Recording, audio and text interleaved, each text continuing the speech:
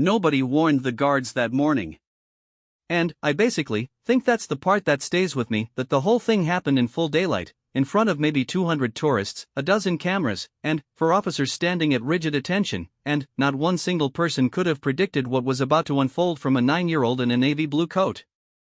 But, let me back up. I'd been standing outside Windsor Castle for about 40 minutes before it happened. November, the kind of November that feels personal, like the cold has decided it in particular doesn't like you. The sky was that particular English grey, not dramatic, not stormy, just deeply, exhaustedly grey, like it had given up trying to be anything else. The leaves that hadn't blown off the trees yet were this wet, dark brown that stuck to the pavement in clumps. My coffee had gone cold somewhere between the car park and the queue. The crowd was the usual mix you get at Windsor on a weekday: school groups in matching high-vis vests, a clutch of American tourists with lanyards and matching luggage tags, a few Japanese couples with cameras better than anything I'll ever own. A scattering of people like me, locals, regulars, people who come not really for the spectacle but because there's something almost meditative about standing near all that stone and history and pretending the world outside doesn't exist for an hour. The changing of the guard had already finished.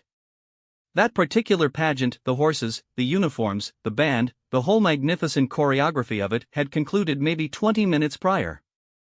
Most of the tourists who'd come specifically for that had already shuffled off toward the gift shops or the cafe. What was left was the quieter version of Windsor, 2 guards in full ceremonial dress still posted at the gate, the usual rotation of plainclothes security moving in their careful, unhurried way through the thinning crowd, and the slow, ordinary hum of a morning winding down. I was standing maybe 30 feet from the main entrance. Not close enough to be in anyone's way, just close enough to see faces. The security shift, and I noticed this before the royals arrived, just as a small thing, had changed slightly. One of the guards posted to the left gate, a younger man, had been replaced by someone older. Broader. The kind of bearing that makes you think he's spent 20 years making himself into a post. He stood the way guards are supposed to stand, eyes forward, jaw set, present without being there. The other guard, to the right, he was younger. Maybe mid-20s. And, I noticed, because I was standing there with nothing else to do, that his jaw was slightly tight. The kind of tight that means something is fighting to get out and losing. I thought it was the cold. Plus, I know that now. It wasn't the cold. Plus, the car arrived at 10:47. I know the time because I checked my phone when the murmur started moving through the crowd, that specific murmur, the one that starts at the far end of a group of people and rolls toward you like a slow wave, people half-turning, cameras lifting, voices dropping to that particular frequency that means someone important is here. 2 vehicles. Black. Moving the way those cars always move, not fast, not slow, just utterly certain, like the concept of being impeded by traffic had never occurred to them. The crowd rearranged itself, not dramatically. More like a slow, instinctive lean, everyone repositioning slightly, phones rising in a tide of rectangular screens. A woman beside me grabbed her companion's arm. Is basically, that her companion said something I didn't catch. No, look, I looked. The first thing that came out of the second car was a small navy blue coat. Then, the girl wearing it. Princess Charlotte, because it was her, and, even from 30 feet the posture was unmistakable, that particular quality of someone who has been taught since birth how to occupy space with grace and is still, despite all that, 9 years old, stepped onto the gravel with the careful attention of someone who had been told something important was going to happen today and was paying close attention so she didn't miss it.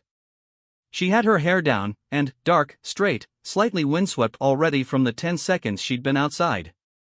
She looked around the way children look around when they're in a familiar place they still find interesting. Which is different from how adults look around in familiar places, which is mostly just checking for obstacles. Behind her, moving with the measured ease of someone who has learned to make entering a room look effortless, Camilla. Queen Camilla, and I still catch myself correcting the instinct to call her something else, the old tabloid. Reflex dying slow actually, was in a coat the color of autumn leaves, already past their best but still beautiful. She was talking to someone in her entourage, head slightly tilted, one gloved hand moving as she spoke. The kind of conversation that was going to be finished in exactly 4 more sentences, and she knew it. The guards had snapped to their fullest attention.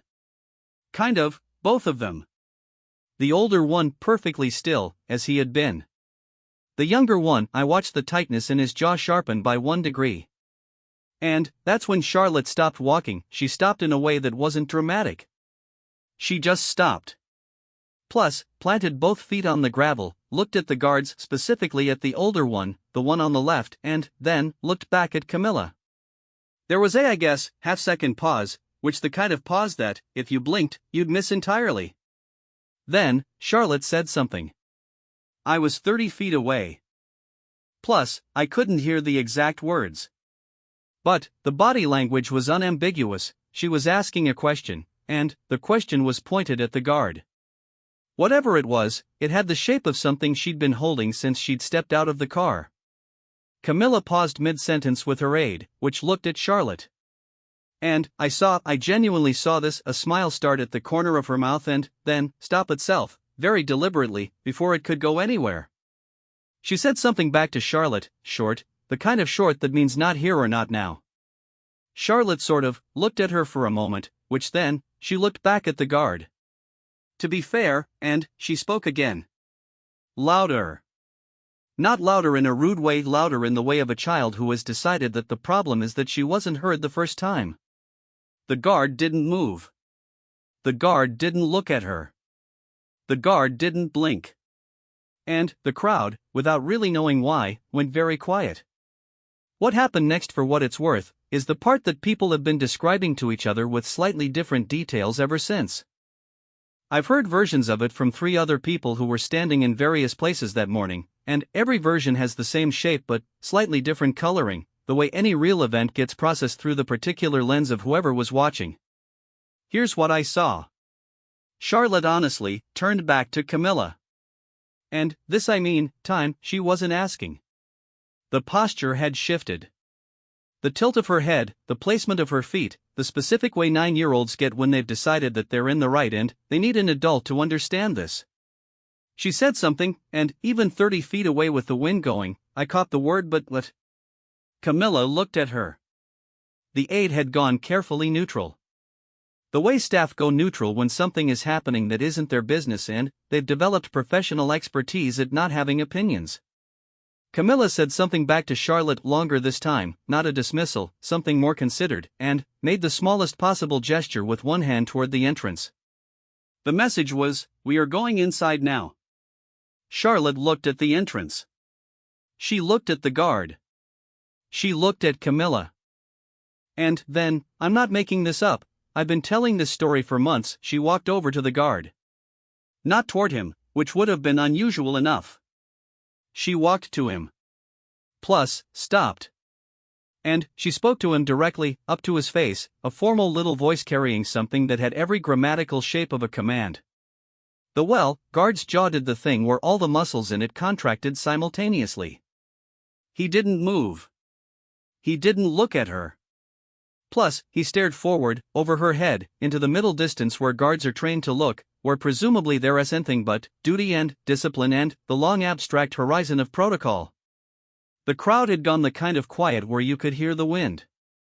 And Camilla, like Queen Camilla, who has been doing this for longer than most of the people in that crowd have been alive, who has developed what I can only describe as a masterclass in navigating the gap between what should happen and what's actually happening. Camilla stood still for a moment. Then, she pretty much did something none of us expected. She didn't walk toward Charlotte to steer her away. She didn't signal to the aide, and she didn't do the graceful public thing of making it seem like it wasn't happening. She made her own decision. She walked to stand beside Charlotte, and she spoke not to Charlotte, but to the guard. I want to stop here for a second and tell you something about the way this looked from where I was standing. Because what you have to understand about Windsor on a morning like that, cold, the crowd thinning, the ceremonial business mostly done, is that the energy isn't theatrical. It's not Buckingham Palace with the helicopters and the crowds 3 deep. Windsor is quieter. More intimate in a strange way, for all that it's a castle. People stand closer. The stone is older. There's something about the place that makes everything feel slightly more real, slightly less staged. So when Camilla stepped forward to stand beside her granddaughter and addressed the guard, it wasn't like watching a scene from a film. It was like watching something happen that wasn't quite supposed to happen here, in this particular key.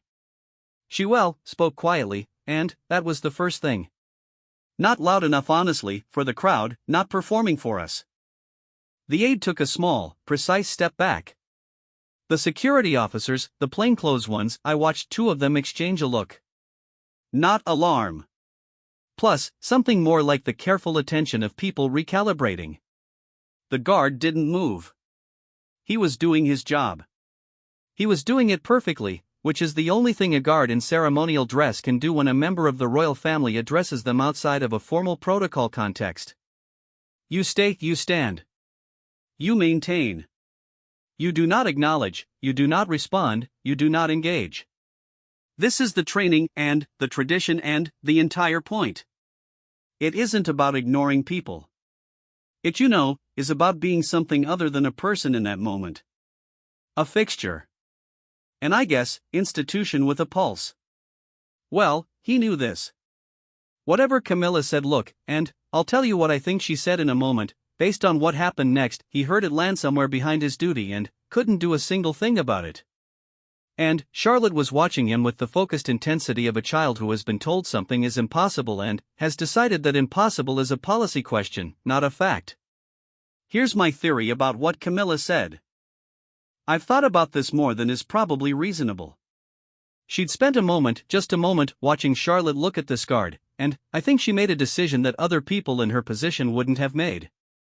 The correct public response, the smooth response, the one that preserves protocol and spectacle and the invisible wall between the monarchy and the moments when it almost becomes human, the response was to guide Charlotte inside, make it graceful, give it no oxygen. Camilla didn't make that response. What I think she said, based on the guard's face and what happened to it in the seconds after she spoke, was something like, you're allowed to acknowledge her. For what it's worth, not a command. Plus, not an override of protocol. More like permission. Quietly given. Woman to uniform. The kind of thing that technically doesn't fit anywhere in the rulebook because the rulebook doesn't have a chapter on this exact configuration of grandmother and grandchild and November cold and one guard's locked jaw. The guard's jaw unlocked, and just slightly.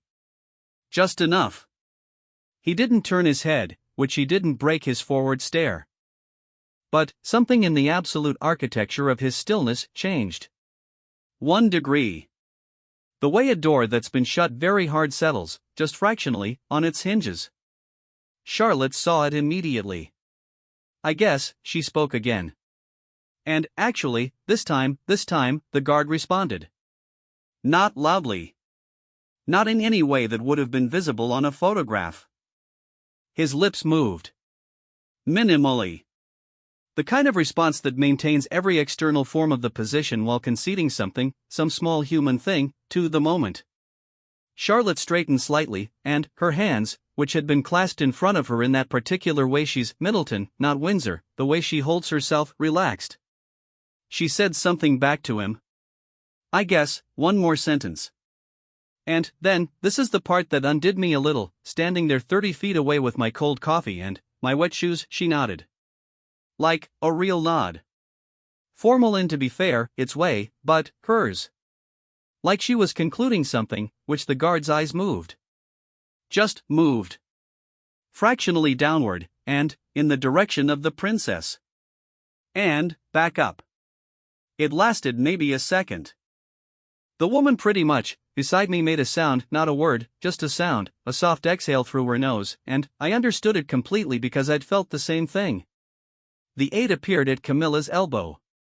The signal that the pause had run as long as it could politely run. Camilla looked at Charlotte. She said something short and I know what it was because Charlotte's chin came up exactly the way a child's chin comes up when someone has said there, you see, it confirmed, validated, whatever she'd been trying to do had been done. They went inside. The crowd released. Not loudly, like, no applause, no shouting. Plus, honestly, just the collective exhale of 200 people who'd been holding their breath without knowing it. The sound of shuffling feet resuming, cameras lowering, the murmur of individual conversations starting up again like a radio coming back on. The woman beside me turned to her companion. "Did you get that? Please tell me you got that." Her companion was staring at his phone screen in the way of someone who'd been filming but wasn't sure he'd aimed it right. "I think, maybe. The angle's wrong." "That's fine," she said. "I'll remember it. I want to tell you about the guard's face after they'd gone. Because this is the part no camera caught, even the ones with the right angle." He stood there, back to absolute stillness, jaw reset, eyes forward, the complete and perfect image of his post, and there was nothing on his face. To be fair, professionally, structurally, nothing. He had returned to the form of the thing. And I was still there. 30 feet away. Nothing to do, coffee cold, nowhere to be. And, maybe 30 seconds after the door had closed behind Camilla and Charlotte, I watched the guard breathe. Not a performance. Not a visible emotional moment. Just a breath.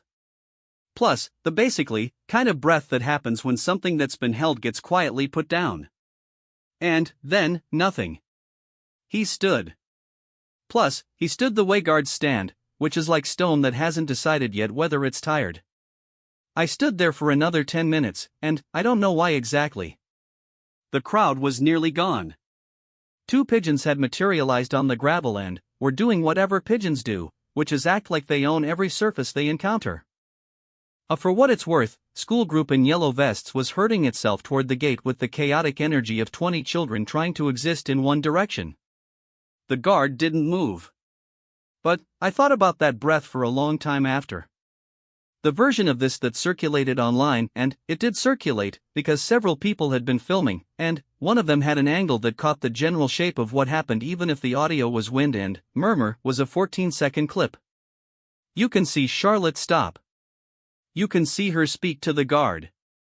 You can see Camilla walk forward and stand beside her. You can see the moment, which you can't quite hear it. The comments, predictably, split into camps. One camp said actually, it was staged. Deliberately managed. A PR moment, to be fair, orchestrated by the kind of people who orchestrate PR moments for the firm, calculating that a small girl standing firm beside her grandmother-in-law was exactly the image the monarchy needed in November of this particular year. One camp said it was proof of something they'd always believed about Charlotte, some essential quality of will, of determination, of not yet trained out of her stubbornness that makes her interesting to watch in a way the perfect public child narrative doesn't quite capture.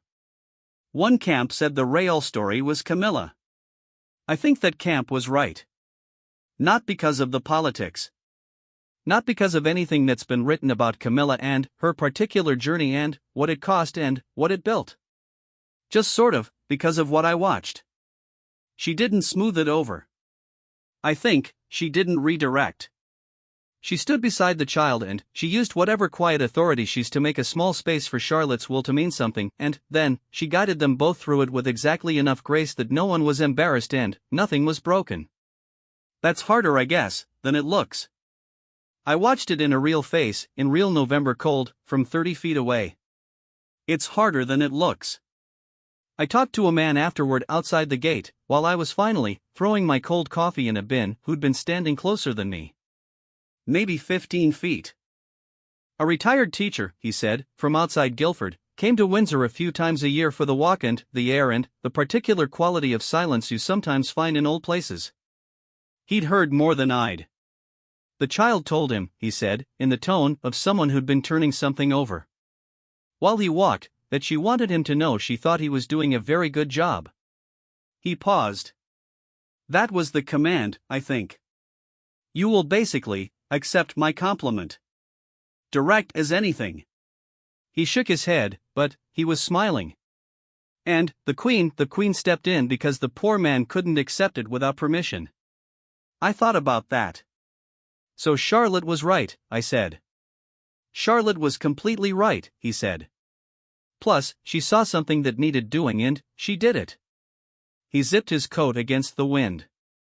The queen knew it too. That's why she helped. He walked away down the hill.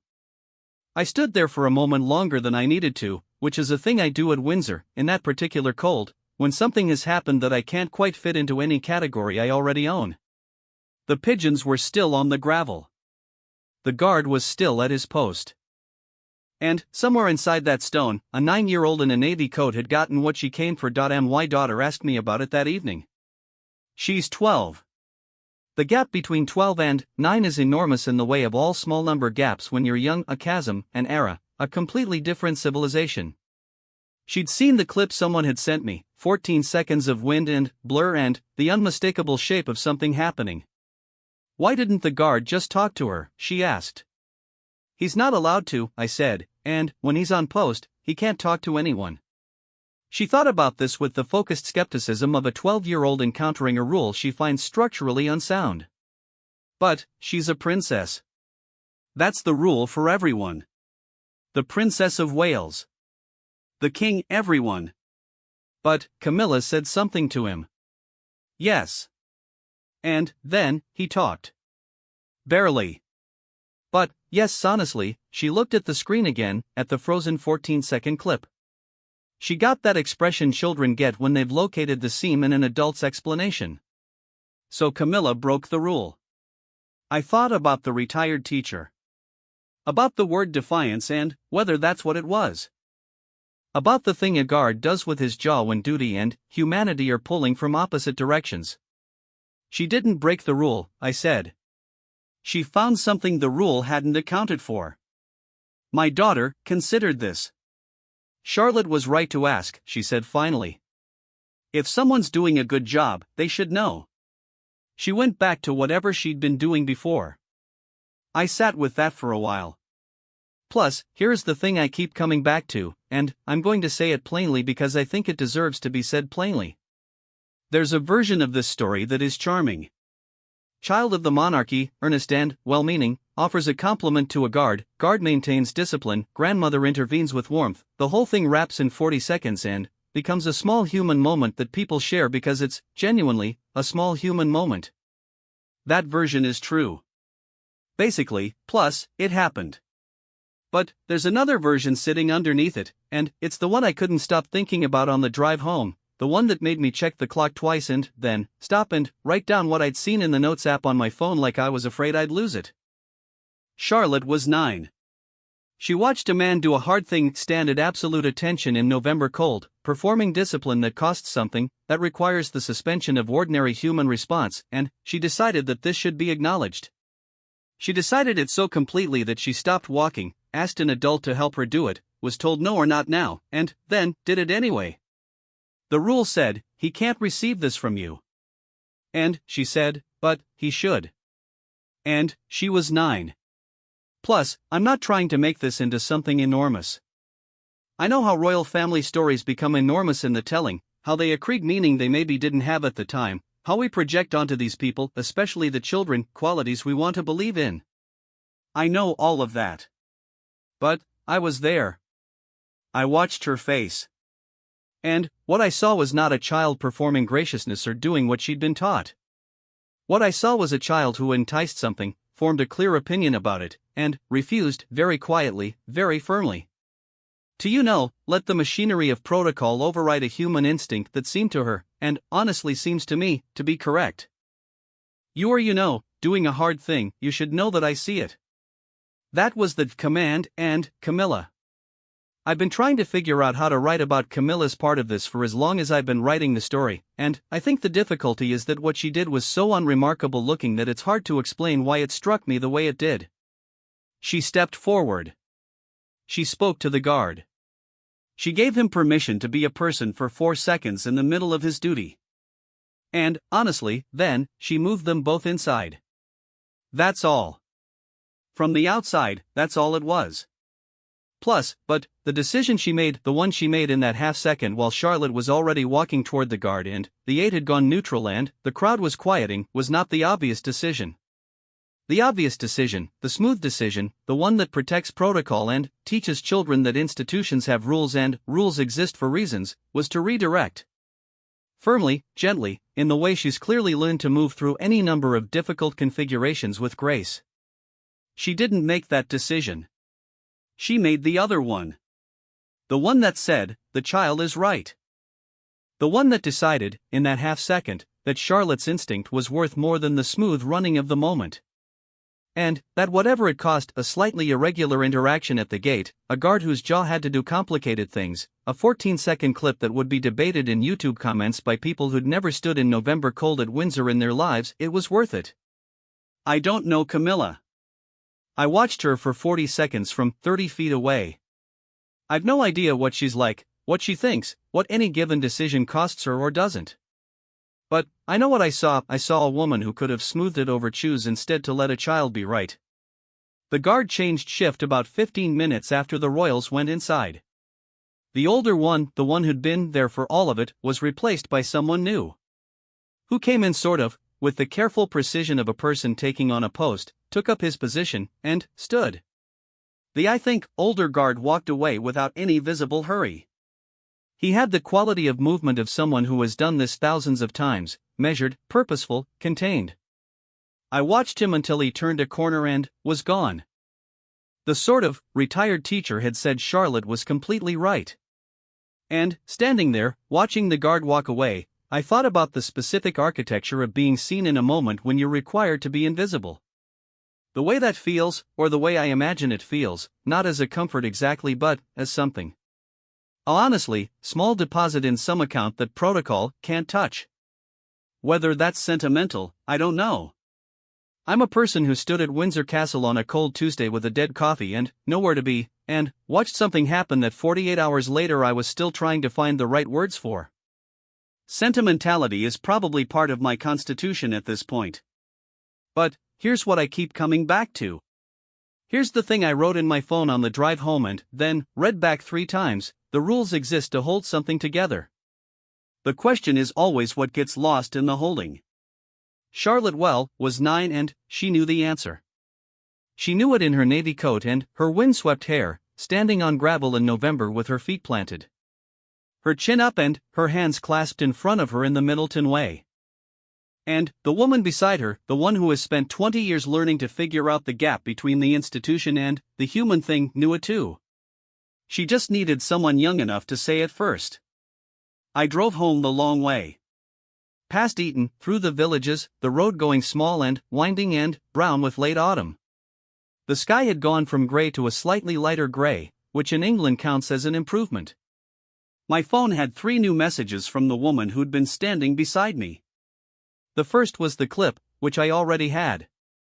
The second was a screenshot of a comment thread that I scrolled through once and closed. The third was just, I keep thinking about that guard. I wrote back, same. She wrote, do you think he knew she was talking to him before Camilla stepped in? I thought about the jaw. The specific architecture of a jaw that is doing 2 things simultaneously and knows it. Yes, I wrote. He knew. There was a pause, which then, and he stood there anyway. I put my phone down and drove. The road went through a village with a pub that had a light on in the window and a church with a yew tree in the yard that was probably older than the argument about whether any of this matters. A dog honestly ran along a fence line, joyful and purposeless and entirely convinced of its own rightness. I thought about duty. About the particular way humans build structures to hold themselves in shape when the ordinary pull of being human would pull them sideways. I thought about a 9-year-old who looked at one of those structures and decided it needed a door put in it, right there, right now, whether the blueprint called for one or not. I thought about the woman who helped her find the hinge. My daughter actually was asleep by the time I got home. Her room had that specific silence of a 12-year-old deeply unconscious, radiating warmth and used-up energy. I stood in the doorway for a moment. If someone's doing a good job, they should know. Simple, obvious. The kind of thing that's true before anyone teaches it to you, the kind of thing that systems and protocols and the machinery of large formal institutions spend a great deal of effort making complicated and conditional and appropriate context only. Charlotte hadn't learned the complicated version yet, or maybe, and this is the thought that kept me up a little that night, if I'm being honest, maybe she had. Maybe she knew, I guess, exactly what the rules were and she'd decided that she disagreed. There's a difference between not knowing and disagreeing. Sort of, between innocence and will. I don't know which it was. I was 30 feet away in November cold and I'd bad coffee and a bad angle and I'm a person, not a narrator, and I can't climb inside a 9-year-old's head. But I know what it looked like. It looked like someone who had decided, and it looked like someone else older, wiser, with considerably more to lose, who looked at that decision and said, yes. That one. That's the right one. The guard went home that evening to whatever guards go home to, a flat somewhere, a family or not, a kettle. A Tuesday and, well, the long ordinary machinery of a life lived mostly away from Windsor Castle and the cameras and the children in navy coats. I hope someone told him he'd done a good job. I think that's the least the day owed him.